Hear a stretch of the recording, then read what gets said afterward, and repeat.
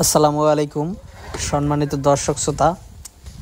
আজকে আপনাদের সামনে যেই ঘাসটি কাটা হচ্ছে এটি হলো ডক্টর জহির স্যারের চীন থেকে আনা যারা ওয়ান হাইব্রিড ঘাস। দর্শক শ্রোতা, এই ঘাসটি মূলত শীত, বর্ষা, গ্রীষ্ম সব সিজনেই ভালো ফলন হয়।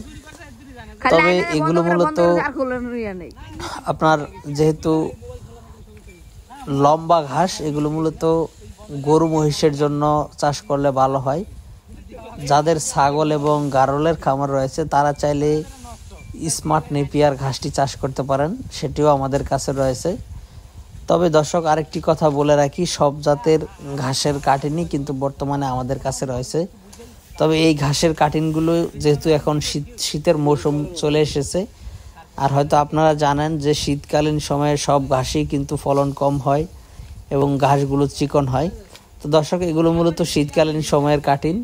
আপনারা চাইলে এই ডক্টর জহির স্যারের জারা ঘাসের কাটিন আমাদের কাছ থেকে সংগ্রহ করতে পারেন।